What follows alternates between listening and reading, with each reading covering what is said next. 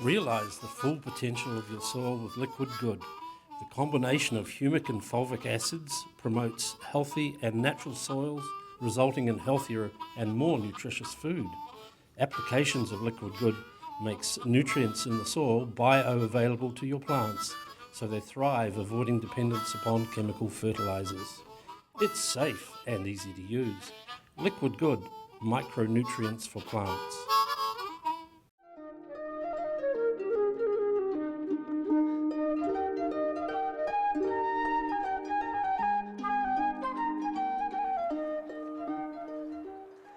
Welcome back. Well, before we go and look at Susan's very ancient breed of sheep, I got thinking after seeing the saddle blanket that we looked at with that snake with the series of Celtic symbols in there, which all had a poem, started thinking about the Celts, the North Americans, Maori of New Zealand, all around the tree cultures that exist. And all those symbols in that Celtic poem within the snake all have representations within the Ogham, which is the Celtic alphabet, and it's all based around trees. You start with the silver birch, the bee. They have different names, symbols, and correspond to our modern Arabic letters that we use. And they also represent symbolism. Different trees represent strength, different trees represent the ability to withstand the ravages of winter, in the case of the evergreens, the holly, and in fact the Ogham alphabet predates holly arriving into England, into Europe, because they used to have the holly was Quercus ilex, or the holly oak, an evergreen oak.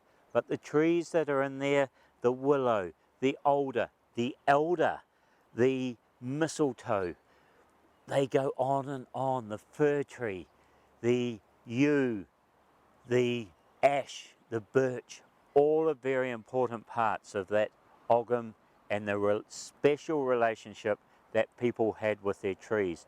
Different parts of the trees, different trees were used for different purposes. You know, within the pagans, making of wands out of the rowan tree, the making of church furniture out of oak, all represented so many different aspects of knowing about the trees, and something that maybe we need to look back at and learn how those trees have influenced us, how they have worked along the way, and also our special relationship with nature that doesn't have to be, well, that relationship with nature crosses all religions, right from the pagan religions through to the Christian religions, other religions. The trees have all been part of our lives. Even if you're the most resounding atheist, you can't deny the magnificence of a group of trees and look for some of the things that they hold. And that can be right from medicines through to building, through to special properties that allow them to be used in special circumstances. Well, that's enough of my little rave there. I think we need to go down and look at something equally as ancient, the Gotlanders sheep, and we will go down, meet Susan's sheep, and then have a wander back through the little parts of her newly establishing garden.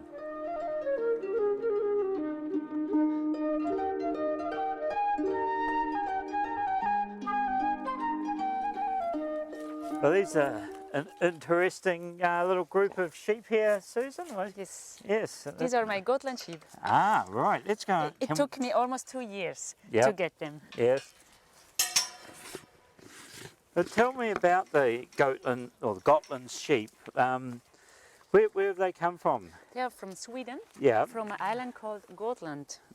Right. Yeah, and so these ones look very typical Gotland with a black head Yeah. and a grey fur. Right. And this is Ninja. Right. She's extremely clever. Yep. She jumps over the fence, she goes through each fence. It's really Yes. a funny one. They're quite a slight sheep, though, aren't they? They're, you know, thin legs and. Yes, I think not a lot of meat on them. Yeah. No. So But- they are bred for their pelt. Right. That's how Yes. they are used. Yes. Not for the wool, no, for the pelt. And have you bred any yet? No, these are my first ones. Yeah. But it's not that easy to find a ram. No, Yes. because I suppose there's not many of them in New Zealand, so most are related. There is, yeah, but not in Taranaki. Yeah. There are quite a few in Wellington or in the South Island, Right. but not around here. Yes. No, but that's an important part. You know, you've got what 2.5 acres or so here. Yep. It's quite an important aspect of the small block holder, keeping some of these rare breeds going. Yes. No, and they are a great breed for small blocks. Yes. Yeah. Because part of the wool almost looks like hair rather than Yes. than wool, isn't Yes. it? I guess she's not a very good quality, Yeah. but you can see Chai. She has the best quality. Right. Yeah. Yeah, and they are great for children too. Yes. Well, they certainly know who Mama is. Yes. No, I didn't know that sheep can be like this. No. So I was very excited to get my first sheep. Yes. Mhm.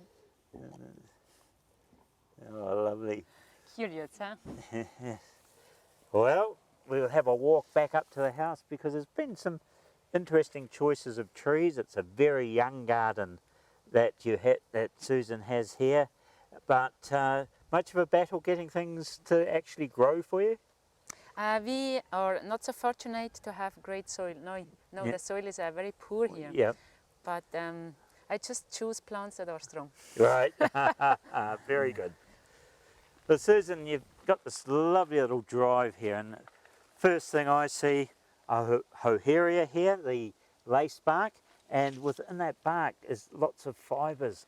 And my mind's starting to think, well, perhaps you could look at using some of those fibres in felting, because I imagine your base is wool or alpaca, but other fibres could all be part of the operation. Yes. Yeah. No, it's a good idea. I will Yeah. use that. Yes. But maybe that tree might be too young. Yes, just a little bit young, but you know, get some branches. But no, the aki next door to it, and there's that. Originally, the flowers look like hops, and the early settlers thought that this was they'd come to the land of genuine milk and honey and beer because God had planted a tree that gave them hops, but they weren't the true hops.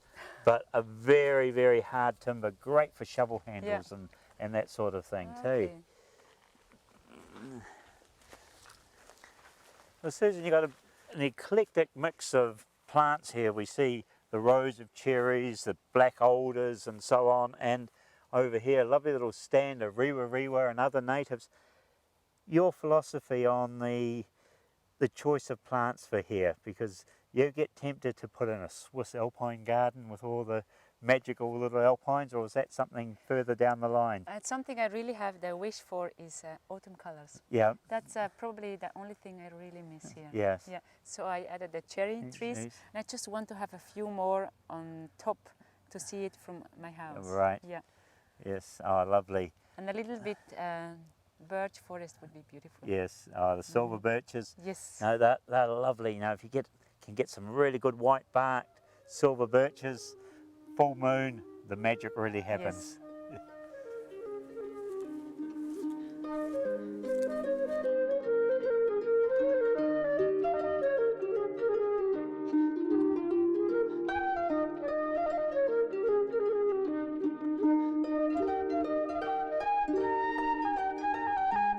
Well, there's lots and lots of potential here, and you're growing lovely little raspberry structure you got there with the arches and everything. Quick indicates- solution, yes. Yes, yes. No, so the bird life here, beautiful. Yes, yeah. You can really hear the difference in the season. Yeah, In the spring, it's more like the bellbird yeah, and the tui. Yeah. And now in autumn, not that many anymore. no. Yeah. Well, you've harvested all your raspberries, haven't you? Yes. There's nothing to bring them back. Yeah, I think I have to have autumn raspberries. Yeah, lovely. Well, Susan, been lovely to have a look at the felting process. You've got a garden here beautifully in the development with Yeah.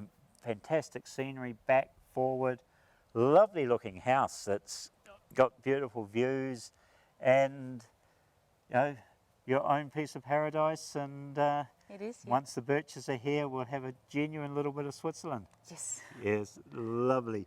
Thank you very much. Yeah, so beautiful. And we'll see you again sometime when the garden is bigger. Yes, yeah. And we're going to tell you a little secret. Susan has a personal life battle. It's called kikuya. How many of you have that as a battle? So until next time, happy gardening and enjoy the battle with your personal demon, whether it be kikuya, wandering Jew, wandering Willie, call it what you want, convolvulus. We all have them.